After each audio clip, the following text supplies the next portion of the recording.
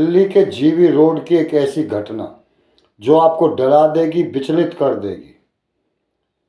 यहाँ एक ऐसा खतरनाक खेल चलता है जिसके तार पूरे देश से जुड़े होते हैं। देश में कहीं भी कोई लड़की नाबालिग गायब हो जाए तो उसके तार कहीं ना कहीं कर जीबी रोड से ही जुड़ जाते हैं। ये एक गैंग होती है, बहुत बड़ी गैंग होती है। इस गैंग का पर्दाफाश कई बार हो चुका, लेकिन सरकार से ही इन लोगों को लाइसेंस मिले हुए हैं कोर्टों के, जिस कारण ये उन लाइसेंसों की आड़ में गैर कानूनी काम भी करते हैं। भाइयों, यहाँ की एक सायरा बानो कोठे की मालकिन, जिसके कई कोठे होते हैं, उसकी ऐसी कहानी जिसने 5,000 लड़कियों को इंजेक्शन देकर उम्र से पहले जवान किया। इस घटना की पूरी सच्चाई जानने के लिए आप हमारा वीडियो अंत तक जरूर देखिएगा। स्वागत है आपका क्राइम स्टोरी इंडिया पर रवि फोगाट के साथ। दोस्तों, यह घटना दिल्ली के जीबी रोड की है। यहाँ सबसे पहली बार एक बार रेड पड़ी थी 1990 में।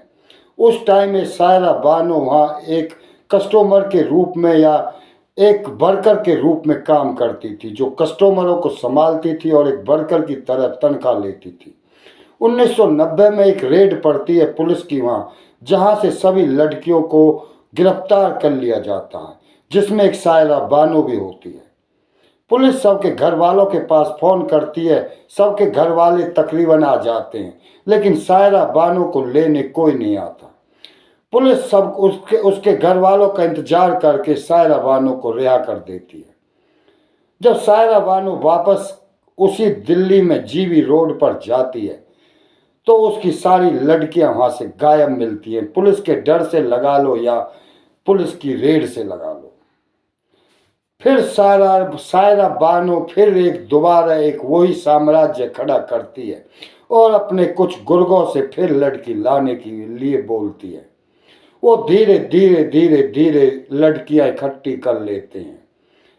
उसमें छोटी बच्ची हो, किसी को वो बहला फुसला कर लाए हों या कहीं से कोई किडनैप होकर आई हो, वहां सबको शरण दी जाती और सबको खरीदा और बेचा जाता है। सायरा बानो जीबी रोड की मंडी की वो औरत होती है जो वहां राज करती है। जो सायरा बानो कभी वहां एक नौकरी करती थी, आज वो कई कोठों की मालिक थी। सायरा बानो का कहीं भी कोई भी शहर ऐसा नहीं होगा जिसमें उसकी कोठी ना हो।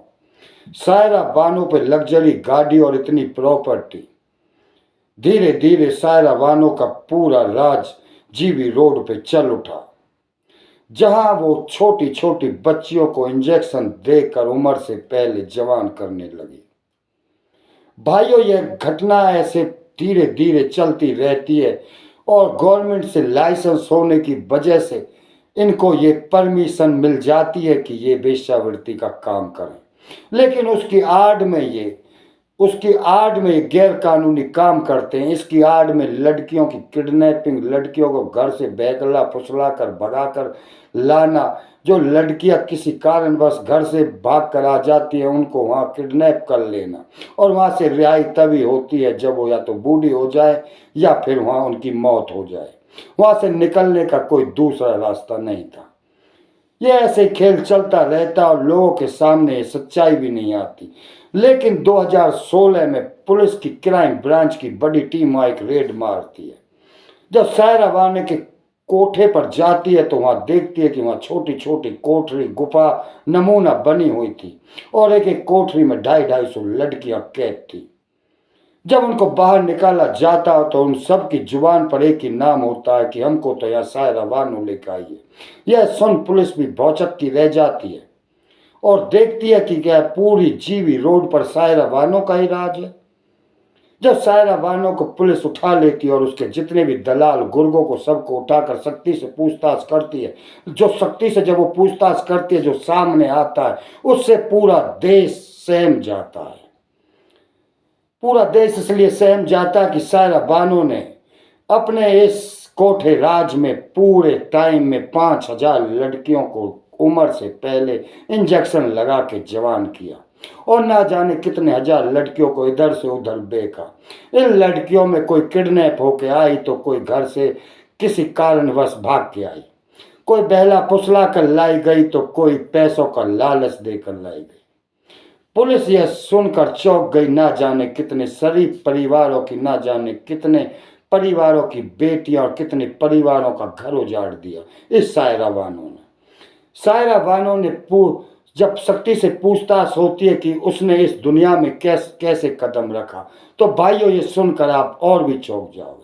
सायरा बानो बताती है कि उसकी शादी उसके माँ बाप ने भोपाल में 15 साल की उम्र में करा दी थी और उसके पति की उम्र कम से कम 35-40 साल थी। और उसका पति उसको इतना मारता छेड़ता था और उसके साथ ऐसे ऐसे गंदे काम करता था जिससे परेशान होकर सायरा बानो उसको रात में छोड़कर घर से भाग जाती है और दिल्ली के जीबी रोड पहुंच जाती है। जब उसे कोई काम धंधा नहीं मिलता तो वो जीबी रोड पर नौकरी के रूप में काम करती है और ग्राहकों को खुश करती है। लेकिन वो सायरा बानो धीरे धीरे उस कोठे की मालकिन बन जाती है और उसी कोठे की नहीं, वहां ऐसे ही 5-10 कोठों को और खरीद लेती है। धीरे धीरे 2016 तक सायरा बानो का जीबी रोड पर पूरा राज होता है। भाइयों इस घटना से आपको क्या सीख मिलती है? इस घटना से आपको कोई जो सीख मिलती है वो आपको हमको कमेंट बॉक्स में जरूर बताएं। भाइयों सरकार ने ही इस जीबी रोड में जितने भी कोठे हैं सबको परमिशन दे रखी है, लेकिन इनको परमिशन सिर्फ किस काम की दे रखी और इसकी आड़ में ये क्या काम करते हैं ये किसी से छुपा नहीं है, पूरा देश जानता है। जब भी हमारे देश में कोई लड़की कहीं से किडनैप होती है, गायब होती है, तो उसके तार कहीं ना कहीं इन कोठों से ही जुड़े होते हैं। सबको सब कुछ पता है, पता नहीं कार्रवाई क्यों नहीं होती, पता नहीं किसके हाथ किससे बंधे हुए हैं। भाइयों अपनी राय कमेंट बॉक्स में जरूर लिखना और अगर आपको हमारी वीडियो पसंद आए तो उन्हें शेयर करें और चैनल को सब्सक्राइब जरूर करें। भाइयों हमारा मकसद आपको डराना नहीं, सिर्फ आपको सचेत करना और जगाना है। भाइयों सावधान रहे, कहीं कुछ भी हो सकता है, इसलिए भाइयों हमारी वीडियो जरूर देखते रहें। कल और एक सत्य घटना के साथ। जय हिंद, नमस्कार।